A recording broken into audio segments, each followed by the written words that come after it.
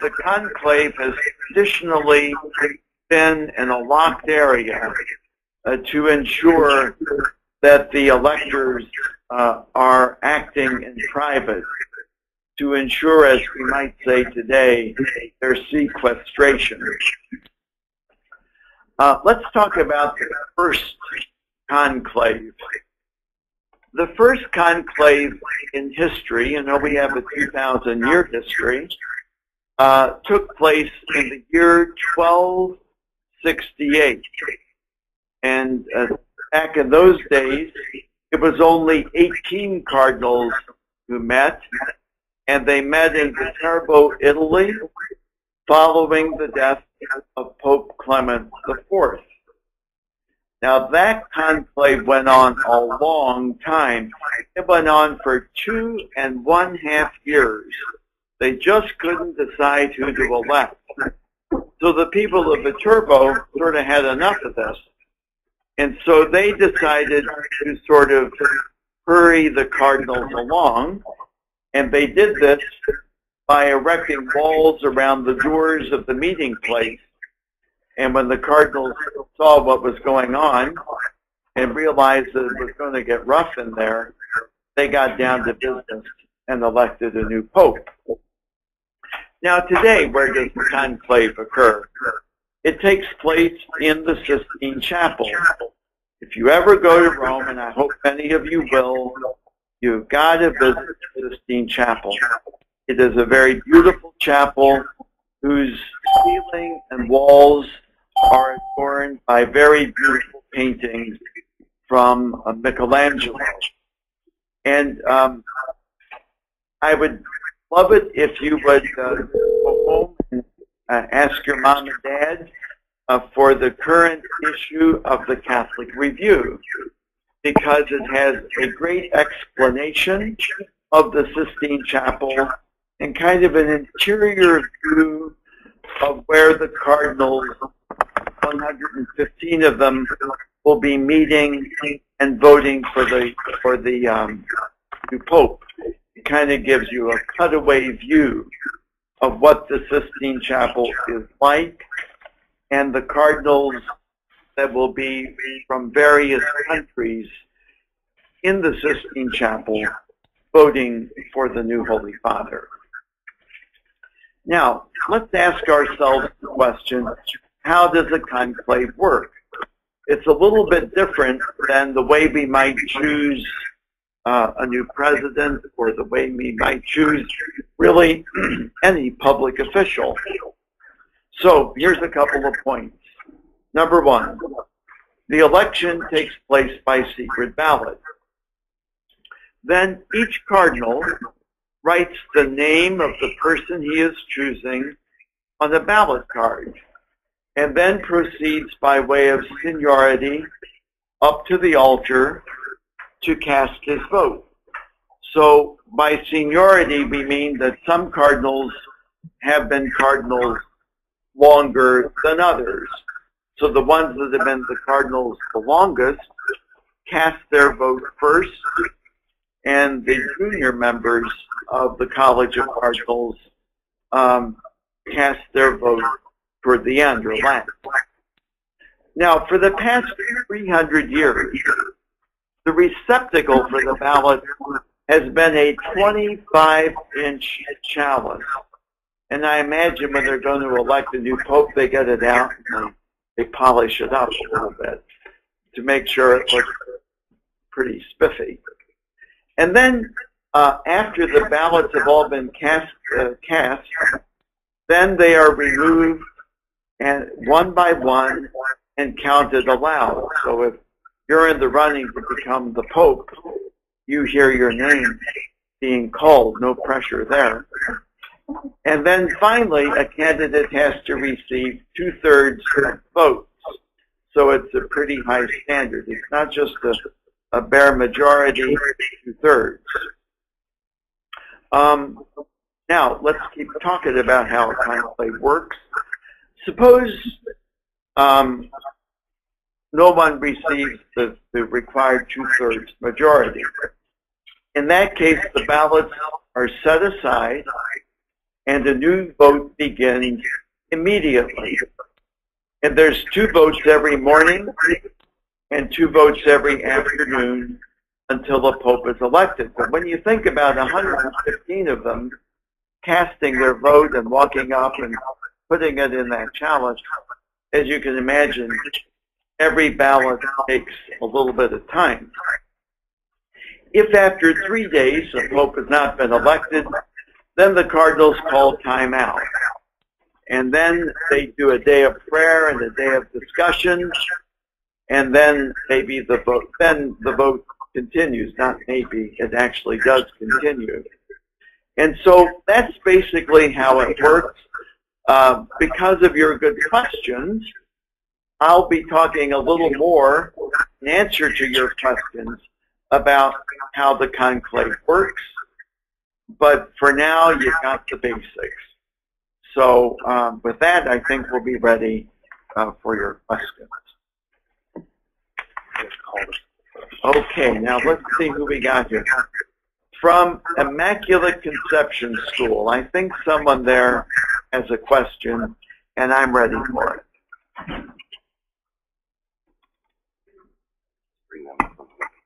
Let's see here. Come in, Immaculate Conception School. Hello?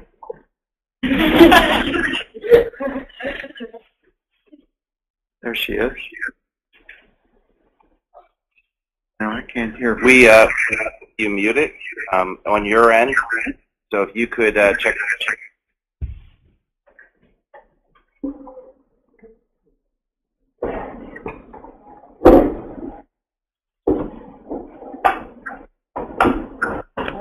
Okay, can you hear me? Wave your hand if you can hear me. Oh, I see some hands waving. Okay, do you want to ask a question now?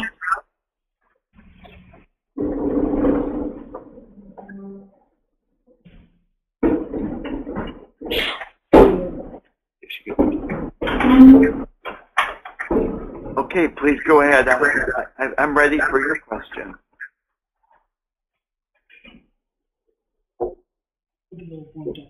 Well, maybe could you walk closer to the telephone and maybe ask the question by the telephone?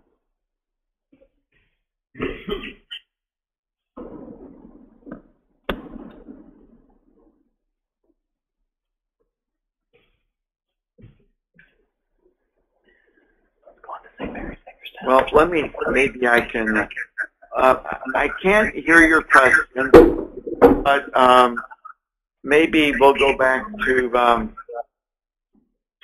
we'll come back to it. How about that? Let's go to St. Mary's in Hagerstown. There's St. Mary's in Hagerstown. Are we good? Can you hear us? So you are good. You're golden. Let's go. All right. Has anyone other than a cardinal been chosen as pope? Yes, indeed. And that was especially true in the early years of the church. Popes were chosen who were not cardinals. But the last time it happened was the year 1378. And the pope who was elected was Pope Urban VI. So it's been quite a while since a non-cardinal was chosen. Let's move now to Our Lady of Victory.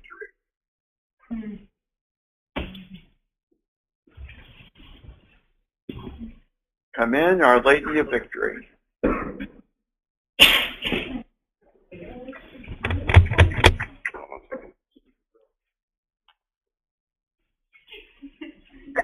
I'm muted. You're muted? Are we okay? Yeah, you're great. Is there a ceremony held after the Pope is elected? There certainly is. After the Pope appears in the front of St. Peter's Basilica. There's like a balcony there. And a cardinal comes out and announces that we have a pope, He gives his name, everybody cheers, and then the Pope gives what is called his Urbi et Orbi blessing. That means a blessing to the city and to the world. And then a few days later, there's a great big mass to inaugurate his pontificate, usually held on the following Sunday. And so there is indeed a really great ceremony. Thank you for your question. And by the way, let me not forget, we're going to have a Mass here in Baltimore at the cathedral. When we know who the new Pope is, we're going to have a Mass at the Cathedral of Mary, our Queen, on North Charles Street, and I'm hoping that once we announce it, many of you will be able to come to it. Let's move to Sacred Heart now. And you're on. Any questions from Sacred Heart? Good morning. Thank you for having us. In the conclave, how many bishops gather? How is it determined who participates? And who leads the conclave? Great question. Well, there are 115 cardinal electors in this conclave, drawn from all over the world. All the cardinals who are under the age of 80 are eligible to vote.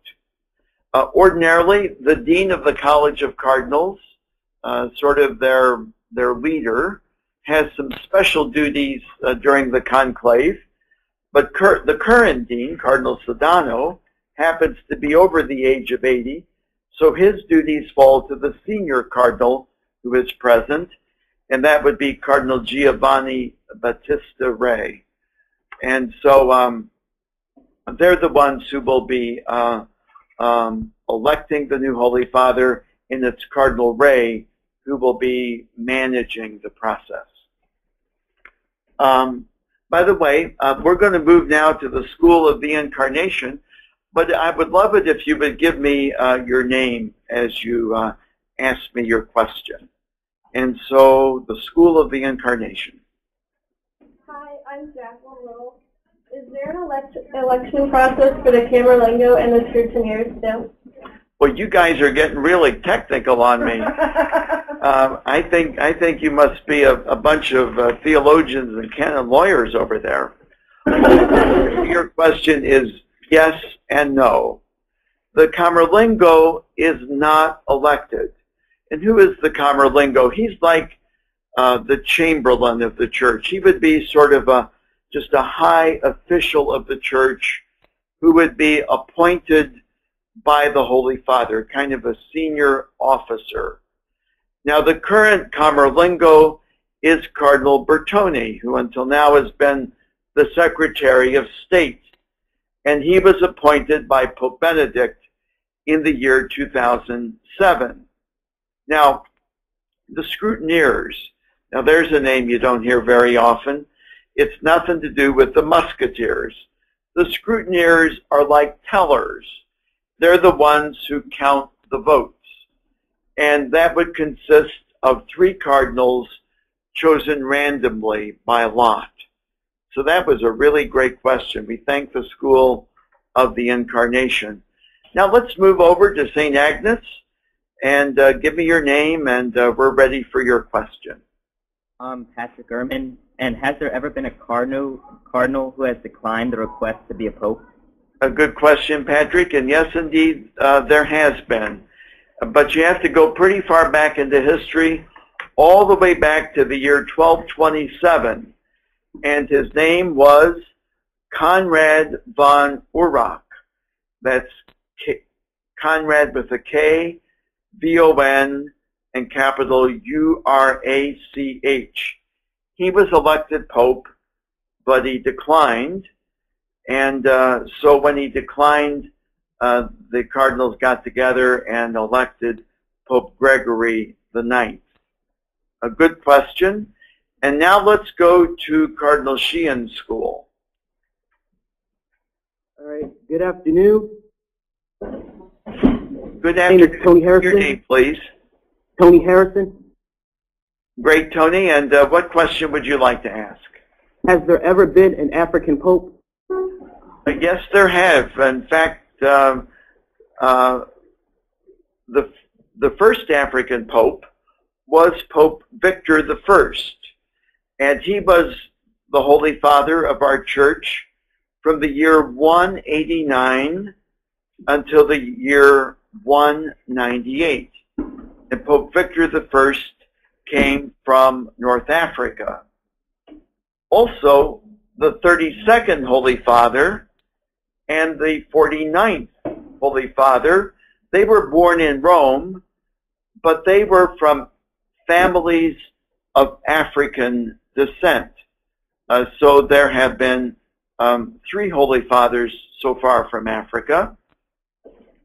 But you may have heard that a Ghanaian cardinal, Cardinal Peter Turkson, is one of the people that they're talking about to become the Holy Father. Now, I'm not taking bets on who the new Holy Father is going to be, but it's nice to know that there is an African cardinal who is in the running. Cardinal Turkson is a really great man. He's a scripture scholar, and he heads the Pontifical Council for Justice and Peace. So now we're moving to Joan of Arc, and who do we have asking the question from Joan of Arc School? My name is Aaron Bear, and St. Joan of Arc would like to know if you think that abdicating or stepping down from the papacy will become more common as popes live longer, and now with this precedent established by Pope Benedict. Wow, this is like getting interviewed on CNN. Great question. Thank you very much. And a great question. You know, first of all, I think Pope Benedict, in making the decision to step down, did something that was incredibly humble. I think he recognized that the job demanded more of him than his physical condition would allow him to offer. Does that bind a future pope? The answer is not strictly speaking. But I think all future popes will certainly look at the example that Pope Benedict has taken and will certainly take it into account. In my lifetime, the papacy has certainly changed a lot. Holy Fathers don't just stay in the Vatican anymore. They travel all around the world. They visit countries all over the world. They do things like World Youth Day. Some World Youth Days have upwards of 2 million people in them.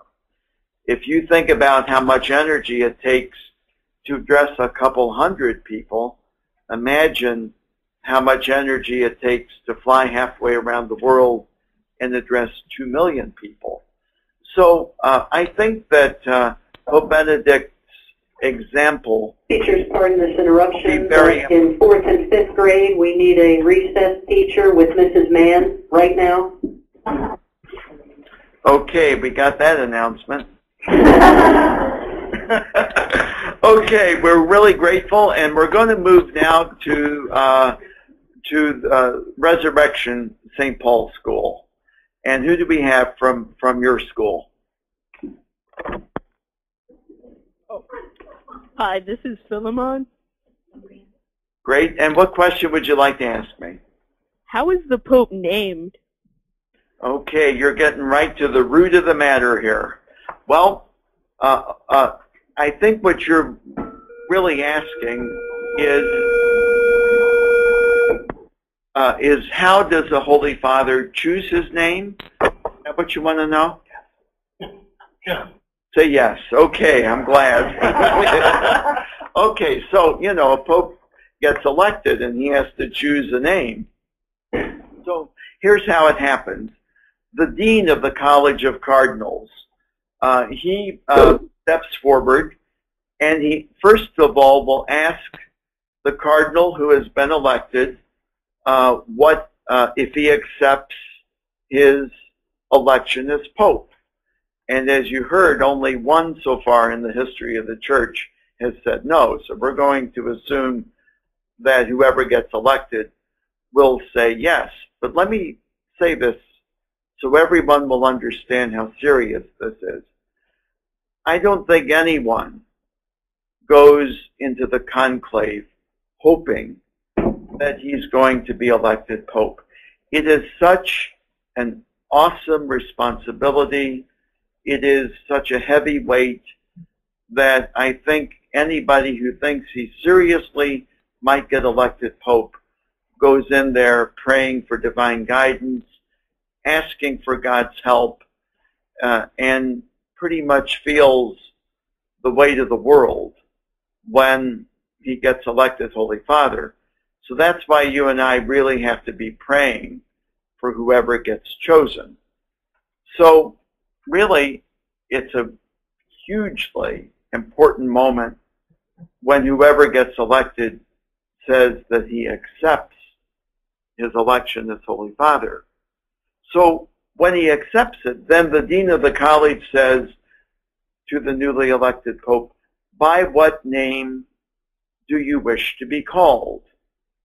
Well, the most popular name so far is John. That's been chosen 23 times. But I'd like to think back to John Paul II, because he chose the name of Pope John the 23rd and Pope Paul VI, who were the two popes that led the Second Vatican Council, and he wanted to show his continuity with them. And so he chose the name John Paul II. Pope Benedict chose the name Benedict because Benedict is the patron saint of Europe, and he wanted to dedicate a lot of his papacy to re-evangelizing Europe. Well, let's move now to the School of the Cathedral. And who's going to ask me a question from the Cathedral School? Come in, Cathedral School. Try it again. Try again. When a pope is elected, how do we get the different colored smoke? Great question. First of all, as everybody knows, when it's black smoke, that means we don't yet have a pope. They burn the ballots, and when they don't have a pope yet, they throw in some wet straw and some kind of a chemical to produce the black smoke. So everybody waiting outside on St. Peter's Square and all the news media know that we don't yet have a pope. When a pope has been elected, then they burn the ballots together with dry straw and some other kind of a ballot to make sure that it comes out white. When we see the white smoke, then we all know that we have a pope. But just to make sure, all the church bells in Rome start ringing, and that's an awful lot of bells, and you can't miss it. And then, of course, the crowds in St. Peter's Square really erupt in jubilation when that happens. Now we're moving to Archbishop Border's school, and we're ready for your name and your question. Corey Butler. Do the cardinals have mass or prayer during the conclave? They do. In fact, I think the cardinals pray an awful lot in the conclave. First of all, they celebrate Mass before they go into the conclave on Tuesday. In fact, they did that today.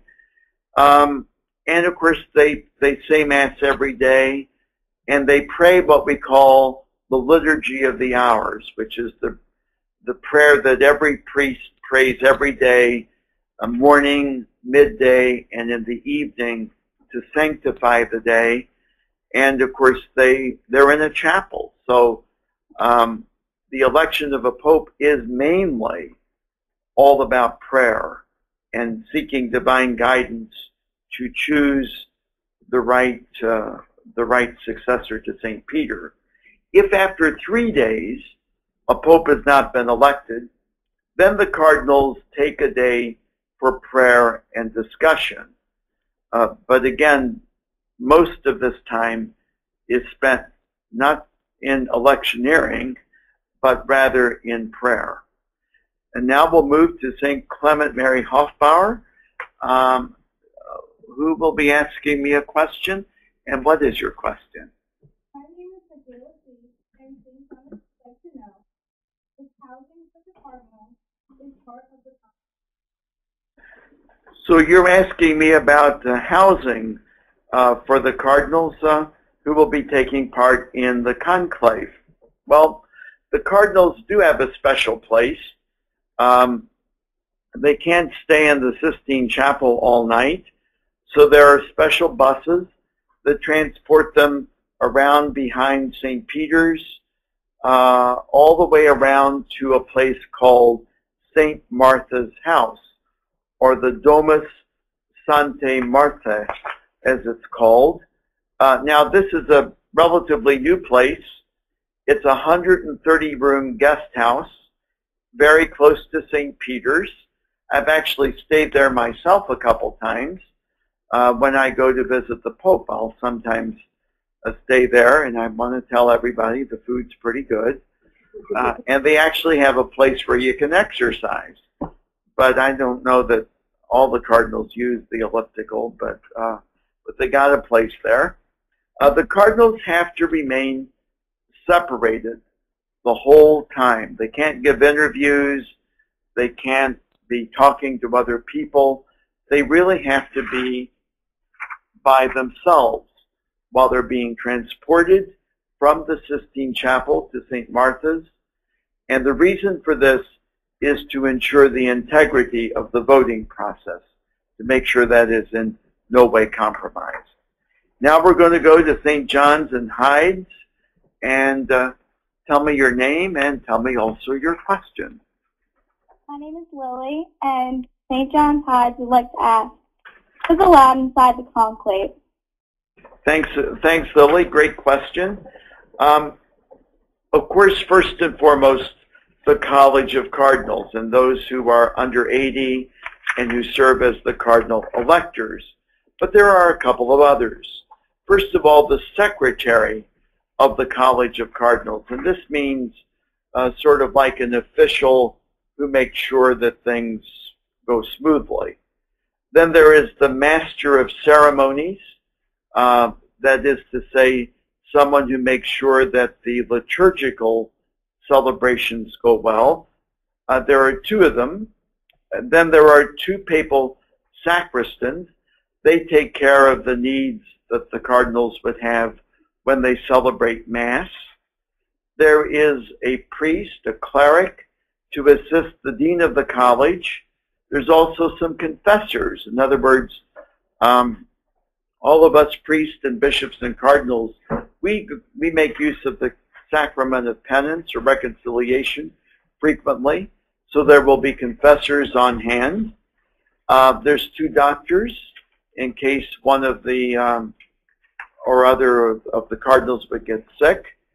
And then there's a staff for preparing meals and housekeeping. And sometimes if a cardinal is not well physically, he may have a personal aide.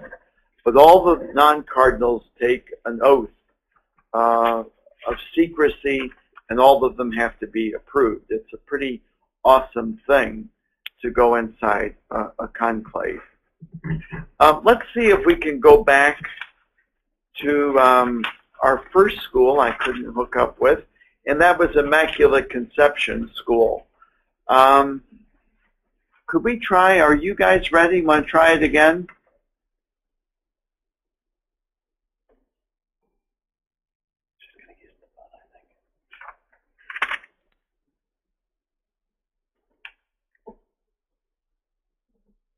Well, doesn't look like it's working, does it?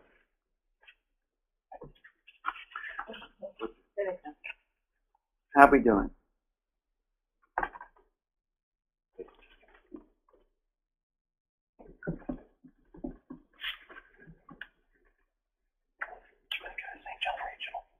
And we got, where are we going to go? Oh yeah, we're going to go now to St. John Regional. And who's going to ask me a question from St. John Regional? Hi, my name's Cecilia Bracey, and we wanted to ask what steps are taken to ensure secrecy in the conclave. A great high-tech question. Thank you. Well, especially now with the great advances that have been made with electronic eavesdropping, we do have to be pretty careful.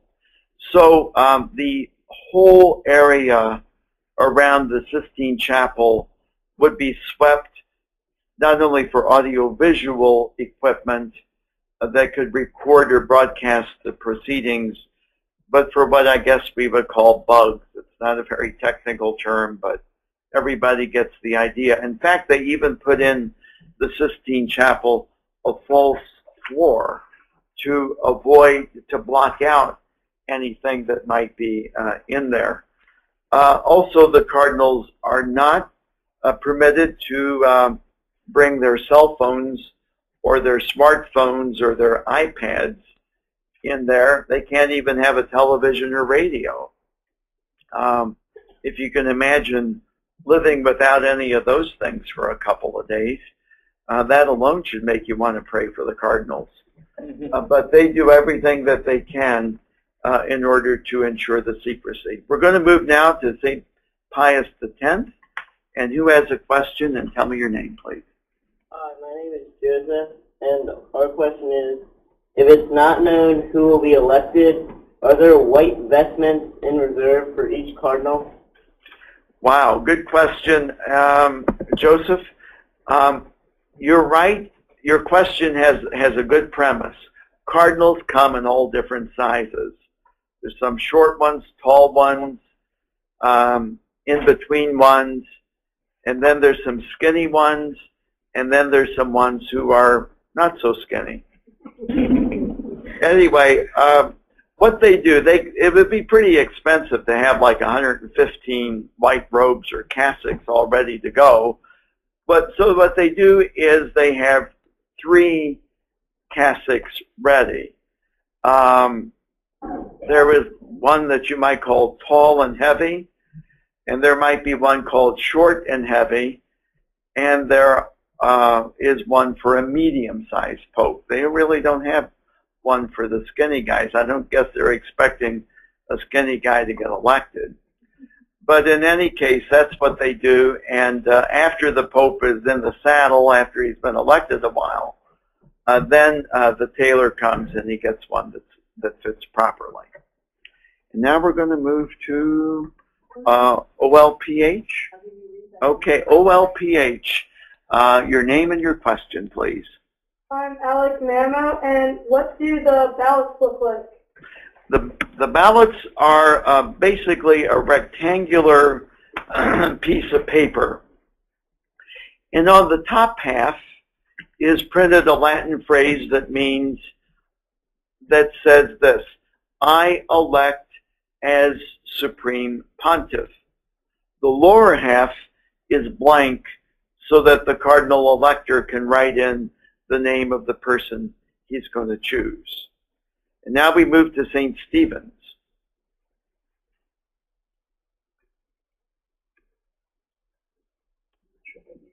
Come in, St. Stephen's. Well, it doesn't look like St. Stephen's is with us either. But we're going to move to what? Oh, yeah, there's one other thing. Some of you have been probably, watching the news or hearing about the news. And if you have,